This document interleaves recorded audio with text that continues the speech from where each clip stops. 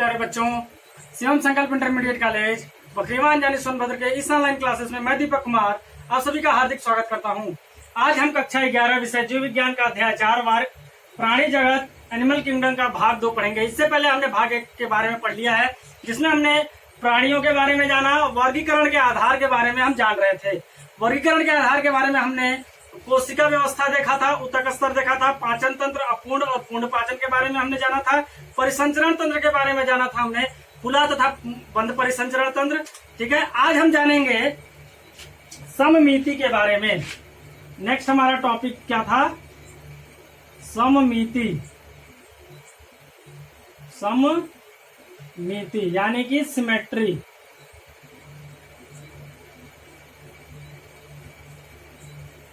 इससे पहले हमने इस चैप्टर में वर्गीकरण के आधार के बारे में जान लिया, जैसे कि हमने अभी बताया कि कोशिका व्यवस्था के बारे में जाना, ऊतक स्तर के बारे में जाना, पाचन तंत्र, पूर्ण और अपूर्ण पाचन के बारे में हमने जाना था।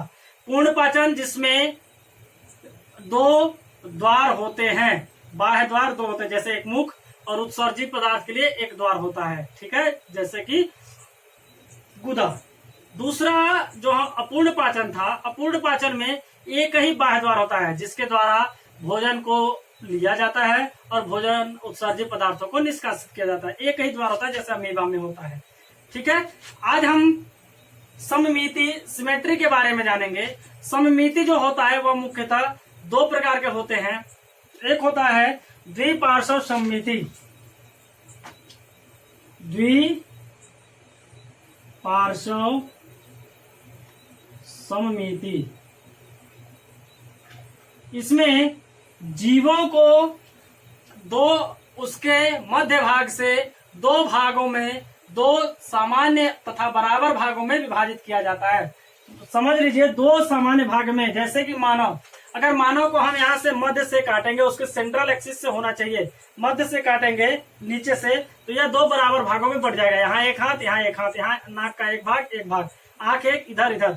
यानी यह से अगर हम मध्य से काटते हैं, उसके सेंट्रल एक्सिस से काटते हैं, मध्य से काटेंगे, बीच से, तो वह 2 समान भागों में बढ़ता है। जैसे मान लीजिए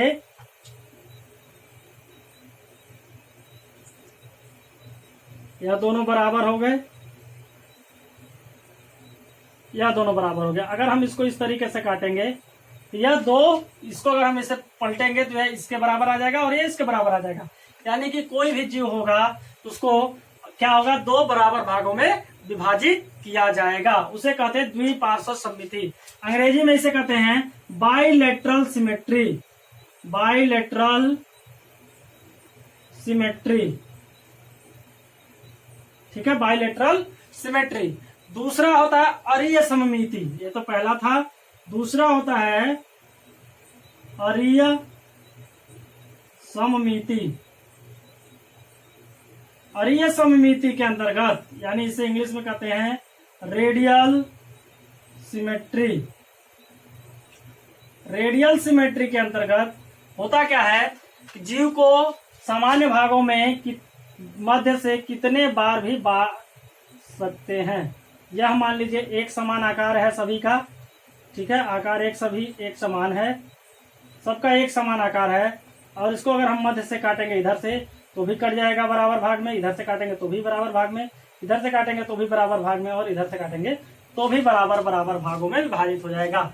यानी कि ये इसे हम कहीं से भी अगर काटते हैं तो वह बराबर भागों में विभाजित होता है। उसे अरीय सममिति या रेडियल सिमेट्री कहते हैं। जो 2 भागों में विभाजित होते हैं उसे बाइलेटरल या द्विपार्श्व सममिति कहते हैं। अब हम भ्रूण का स्तर देखेंगे। नेक्स्ट, यह तो सिमेट्री था, सममिति था। अब हम देखेंगे भ्रूण के स्तर के आधार पर।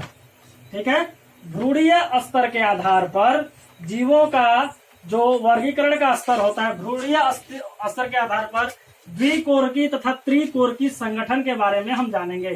पहले जानेंगे द्विकोरकी संगठन। द्विकोरकी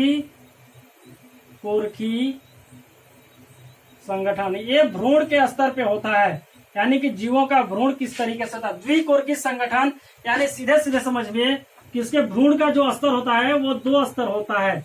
एक होता है बाह्य त्वचा, एक होता है आंतरिक त्वचा या अंतः त्वचा जिसे कहते हैं। आंतरिक को अंतः कहेंगे तो ज्यादा बेहतर होगा। अंतः त्वचा, ठीक है। भ्रूण का बाह्य त्वचा और अंतः त्वचा जिसे एंडोडर्म और एंडोडर्म कहते हैं। इसको कहते हैं एक्टोडर्म बाह्य त्वचा को एक्टोडर्म और अंतः त्वचा को एंडोडर्म के नाम से जानते हैं। ठीक है। ऐसा संगठन, ऐसा भ्रूणीय स्तर जिन जीवों में जो भ्रूण का स्तर होगा वह मुख्य द्वत्वचा का होगा। यानी भ्रूण जो होंगे वह द्वत्वचा के होंगे, दो त्वचा के होंगे। वह दो त्वचा में पहला त्वचा बाहरी त्वचा जो होगा वो एक्टोडर्म के नाम से जानता है और अंतः त्वचा जो होता है एंडोडर्म के नाम से जाना जाता है। ठीक है। यानी भ्रूण का जो स्तर होगा, भ्रूणीय स्तर, दो स्तर होंगे भ्रूण के, बाह्य स्तर और आंतरिक स्तर। इन दोनों स्तर में जो दो स्तरों में जिन जीवों का भ्रूण विभाजित किया जाता है उसे द्विकोरकीय संगठन के नाम से जाना जाता है। दूसरा होता है इसमें त्रिकोरकीय संगठन।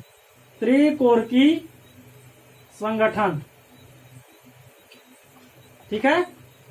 त्रिकोरकीय संगठन, पहला था द्विकोरकीय संगठन, दूसरा है त्रिकोरकीय संगठन। ठीक है। त्रिकोरकीय संगठन सामान्यतः अधिकतर जीवों में पाया जाता है। द्विकोरकीय जो होता है वो पोरीफेरा संघ के जीवों में पाया जाता है। त्रिकोरकीय संगठन में जो यह दो त्वचा थी, इसमें तीन हो जाती हैं। एक तो आपका बाह्य जो होता है एक्टोडर्म था ही, आंतरिक जो अंतः त्वचा था एंडोडर्म था ही, और दूसरा जो मध्य में आता है मध्य त्वचा जिसे कहते हैं मीजोडर्म। क्या कहते हैं? मीजोडर्म, मध्य त्वचा। भ्रूणीय स्तर का त्रिकोरकीय संगठन में तीन स्तर पाए जाते हैं या तीन त्वचा पाई जाती है। बाह्य त्वचा एक्टोडर्म, मध्य त्वचा मीजोडर्म, अंतः त्वचा एंडोडर्म के नाम से जाना जाता है। यानी त्रिकोरकीय संगठन में जीवों का भ्रूणीय स्तर तीन होता है, भ्रूण का स्तर तीन होता है त्रिकोरकीय संगठन में। द्विकोरकीय संगठन में भ्रूण का स्तर दो होता है, ये आप जान लीजिए। प्लेटीहेल्मिन्थेस से लेकर के कार्डेटा संघ के सभी जंतुओं में त्रिकोरकीय संगठन होता है। ध्यान दीजिए, प्लेटीहेल्मिन्थेस संघ के जंतुओं से लेकर के कार्डेटा संघ के जंतुओं में सभी के सभी जंतुओं में त्रिकोरकीय संगठन होता है। ठीक है। नेक्स्ट हम जानेंगे संगठन स्तर, ये था द्विकोरकीय तथा त्रिकोरकीय संगठन। नेक्स्ट हम जानेंगे सीलोम के बारे में। सीलोम या इसे हिंदी में प्रगुहा कहते हैं। ठीक है। सीलोम तथा प्रगुहा क्या कहते हैं? शरीर की भित्ति तथा आहार नाल के भित्ति के बीच की त्वचा या बीच की जो गुहा होती है, बीच की जो नली होती है, कहां से? शरीर का यह बाहरी त्वचा हो गया और आहार नाल का त्वचा, इसके बीच का जो यह त्वचा है, मान लीजिए शरीर का भित्ति है बाहरी भित्ति और वह आहार नाल का त्वचा हो गया। इस आहार नाल और बीच के भित्ति का यह जो त्वचा है या बीच का गुहा है, बीच का जो नली है, इस नली को, इस भित्ति को प्रगुहा या सीलोम कहते हैं। समझ में आ गया? आहार नाल तथा शरीर की भित्ति के बीच की गुहा को प्रगुहा या सीलोम कहा जाता है। खंडी भवन लास्ट। नेक्स्ट हम देखेंगे वर्गीकरण का आधार जो होता है वह खंडी भवन हम देखेंगे। नाम से यह खंडी भवन यानी खंडों का भवन। ऐसा जीव जो खंड युक्त होता हो, जिनका शरीर क्या होता हो? खंड युक्त विभाजित होता हो, खंडी भवन, जिसे अंग्रेजी में सेगमेंटेशन कहते हैं। सेगमेंटेशन। खंडी भवन में जीव क्या होते हैं? खंड युक्त विभाजित होते हैं। ठीक है। बाह्य तथा आंतरिक त्वचा जो होती है वो खंडों में विभाजित होती है, जैसे केचुआ, ठीक है, जोंक, नेरिस, हेट्रोनेरिस, ये सभी इत्यादि ऐसे जीव हैं जो खंड में विभाजित होते हैं। जैसे केचुआ हम देखेंगे, इसका अगर हम आकार देखेंगे बाह्य या आंतरिक, तो यह क्या होता है? खंड में विभाजित होता है। इस तरीके से केचुए का होता है शरीर की संरचना। इस तरीके से यह संरचना जो होती है वो खंड युक्त होती है। यहाँ से देखिए विभाजित है, यहाँ से विभाजित है, अगर हम करेंगे तो यहाँ से विभाजित हो जाएगा, यानी कि यह अलग अलग खंडों में विभाजित होता है। इसे हम खंडी भवन या सेगमेंटेशन कहते हैं। बाह्य त्वचा तथा आंतरिक त्वचा खंडों में विभाजित होने की प्रक्रिया खंडी भवन कहलाता है। ठीक है, नेक्स्ट और लास्ट जो है वर्गीकरण के स्तर में हम देखेंगे पृष्ठ रज्जु। पृष्ठ रज्जु, नोटोकार्ड। पृष्ठ रज्जु यानी नोटोकार्ड, पृष्ठ यानी पीछे, रज्जु यानी रीढ़ की हड्डी।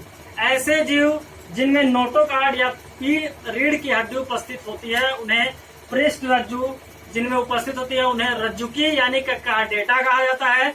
जिनमें रीढ़ की हड्डी उपस्थित नहीं होती, पृष्ठ रज्जु उपस्थित नहीं होता, उन्हें नॉन कार्डेटा या अरज्जुकी कहते हैं, अकशेरुकी कहते हैं। पृष्ठ रज्जु जिसमें उपस्थित है कशेरुकी, कार्डेटा, ठीक है, या रज्जुकी, तीन चीज कहा जा सकता है। और जिसमें पृष्ठ रज्जु अनुपस्थित है, जैसे मानव है, इसमें पृष्ठ रज्जु रीढ़ की हड्डी उपस्थित है, गाय है रीढ़ की हड्डी उपस्थित है, ठीक है, चूहा है रीढ़ की हड्डी उपस्थित है, लेकिन कुछ जीवों में रीढ़ की हड्डी उपस्थित नहीं होती। ठीक है, जैसे केचुआ, जोंक, ये सभी जीव जो हैं इनमें रीढ़ की हड्डी उपस्थित नहीं होती है, वो अपृष्ठ रज्जु या अरज्जुकी धारी कहलाते हैं। ठीक है, इस तरीके से जीवों का वर्गीकरण किया जाता है, जिनमें अलग अलग वर्गीकरण के आधार पर वर्गीकृत किया गया है। आगे हम स्टोरर तथा यू सिंगर का वर्गीकरण पढ़ेंगे, जिसमें हम 11 संघों के बारे में जानेंगे, 11 संघों के लक्षण के बारे में जानेंगे, उन संघों के उदाहरण के बारे में जानेंगे, उनके मुख्य विशेषताओं के बारे में जानेंगे कि कौन कौन सी विशेषताएं किस किस संघ के अंतर्गत आती हैं। नेक्स्ट वीडियो में, तब तक के लिए धन्यवाद।